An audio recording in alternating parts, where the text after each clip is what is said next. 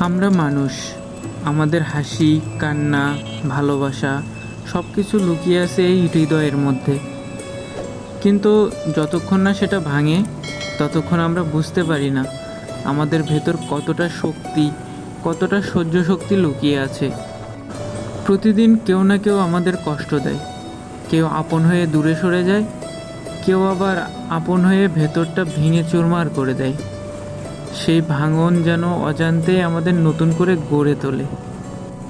একবার কি ভেবে দেখেছেন, যদি কখনো কষ্ট না আসতো, যদি কখনো হৃদয়টা ভাঙতই না, তাহলে কি আমরা কখনো ভালোবাসার আসল মূল্য বুঝতে পারতাম? না, পারতাম না।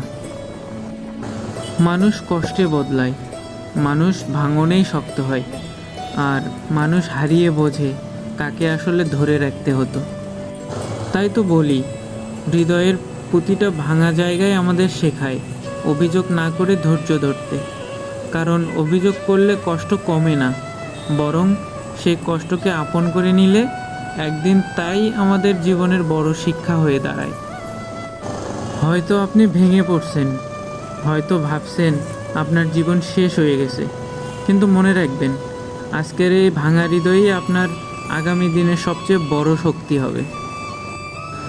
প্রতিটা চোখের জল একদিন হাসিতে পরিণত হবে, প্রতিটা কষ্ট একদিন আশীর্বাদে বদলে যাবে। আর আপনি তখন বুঝবেন, ভাঙা ছাড়া জীবন কখনোই পূর্ণতা পায় না। তাই মন খারাপ হলে অভিযোগ করবেন না, বরং ভাববেন আল্লাহ আপনাকে নতুন কিছু শেখাতে চাইছেন। আপনি একা নন, আপনার মতো হাজারো মানুষ প্রতিদিন ভাঙছে, আবার গড়ে উঠছে।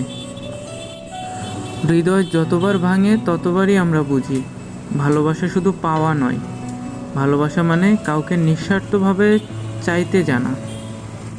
ভাঙা হৃদয়ের যন্ত্রণাই শেখায় কাকে আঁকড়ে ধরা দরকার আর কাকে ছেড়ে দেওয়া উচিত। কখনো কখনো চোখের জলই হয়ে ওঠে সব থেকে বড় শক্তি। যে কষ্ট আপনি আজ সহ্য করছেন, আগামীকাল সেই কষ্টই আপনার গর্ব হয়ে দাঁড়াবে। তাই ভাঙনকে ভয় পাবেন না, কারণ ভাঙনই আপনার জীবনের আসল রূপ উন্মোচন করে। শেষে শুধু একটা কথাই বলবো, হৃদয় ভাঙা মানেই শেষ নয়, বরং নতুন শুরুর প্রথম ধাপ। লাইক, কমেন্টস করবেন, ইউটিউব থেকে দেখলে সাবস্ক্রাইব করবেন, অ্যান্ড ফেসবুক থেকে দেখলে অবশ্যই ফলো করবেন। আর আপনার একটা কমেন্টস আমাকে ভিডিও বানাতে অনেকটা অনুপ্রেরণা যোগায়। ধন্যবাদ।